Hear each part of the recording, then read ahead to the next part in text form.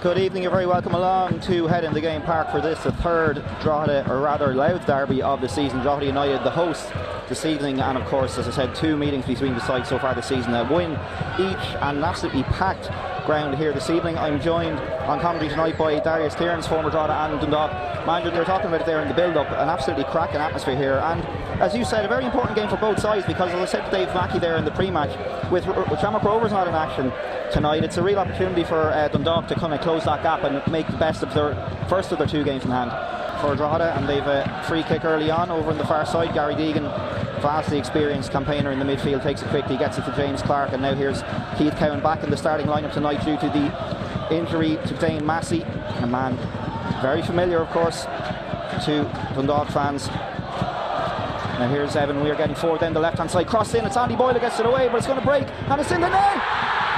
It's Dean Williams. Would you believe that for a start for Drogheda? We've got less than a minute gone. What a turn, what a finish from the man that got the winner here a few months ago, Darius. Yeah, it's a great goal. It's great work down the left hand side. Evan Weir's played a lovely ball in, and this is what Darren Markey brings to this team. He's great in tight areas. You know, he gets control of the ball, plays it out wide. In fairness to Williams, I think it's poor enough into the Dundalk's end of it. Should he got the ball closed, it looks like it took him a while to turn, but it's a fantastic finish and great finish into the top corner. Fantastic goal and great start for Drogheda United.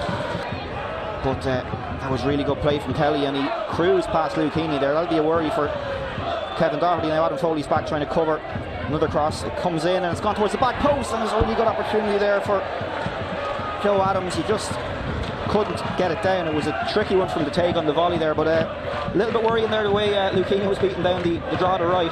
Yeah, listen, he's come inside. I think Benson's picking up good positions. He's trying to just get in front of the back line, and he's coming off the shoulder of Deegan. Once again, Dundalk clear it, but momentarily back in the box, but it was a good header away there from Doyle. And now here's Kelly on the left hand touchline. Gary Deegan, the aforementioned, comes across, and well, Stephen O'Donnell came across there to keep that ball, or to stop it from going too far out. I'm not quite sure why he came near it, because Gary Deegan was trying to keep it in, and Gary Deegan hit the ground. The wall on that far side is very close to the pitch, so that was maybe not the wisest of decisions from Stephen O'Donnell to try and retrieve the ball there. Here it is again, Gary Deegan. Well, it was unusual, let's say that. Plays the ball down that right hand side. Leahy's chasing back again. He's got Williams coming across, and Williams gets there first. He's got Darren Nugent behind him. Back to Darren Nugent, and it's Clark then trying to escape from a few challenges. He's managed to do it as well, and now Markey has a chance to cross it in. It's across the face of the goal, and Andy Boyle, it just went under his foot, but he got enough of a touch on it to take it away from the onrushing Dale Rooney, who looks to the skies in anguish. I'm not quite sure Boyle meant that clearance, but in fact pretty certainly didn't, but it worked out for him. And now here come Dundalk at the other end. Sloggett, Adams outside, good opportunity to cross. Benson's making a brilliant run in. There is Benson. I was taken off his toe from Luke Heaney. End to end stuff here, Darius. Yeah, great stuff. Great play down this side by Williams. You know, he's causing Boyle and Conley problems. He looks to be on the shoulder. He works hard. He's got across and he's done well. Great ball across the box from Darren Markey. Then it's a great break again from Dundalk. Benson's done well. He's moved the ball off, got himself into great position. Fantastic ball across the box. Over on that far touchline in front of the clubhouse here at Head in the Game Park. It's going to be Rooney to take it. It's a good ball in towards the near post, and it's just gone beyond the back post. I think it was maybe Robbie Benson that it came off last. There was a couple of Dundalk players at the front post there, and it glanced off one of their heads, and it's gone out for a corner kick to Drogheda. Here it is again. So Kelly is back in the edge of the box. We've got Hooban, we've got Boyle, Connolly, Sloggett, McMillan, Leahy, all inside the box. The ball's floated in to the 6-yard box, and the header comes in, and it's almost off the line by Gary Deegan. I think that was going to drop into the corner, but the experienced midfielder got it away. Now here's Ward. Dundalk straight away, those changes making an impact, as Darius said. Connolly plays a good ball in towards the back post. It's cushioned down. There's a chance for O'Kane. It's blocked well by Evan Weir. Drogheda just living on the edge a little bit back there in those last few moments. Ball played forward, but Darren Markey's not going to get near that one, and Shepherd comes out and just boots it down the field, high into the air. Just yet, you can be 100% sure they'll be going right to the end to try and snatch the best case scenario for them now, it must be said, looks like an equaliser. Here's Benson down the left hand side. He tries to cut it back to Ward. He does so. Ward flows it towards the back post. It's gone beyond McCabe. He gets a fingertip to it and just takes it away from Stephen Bradley coming in. And Darius Kearns beside me here having kittens because you just don't know what's going to happen. Here it is again. Really good play from Benson.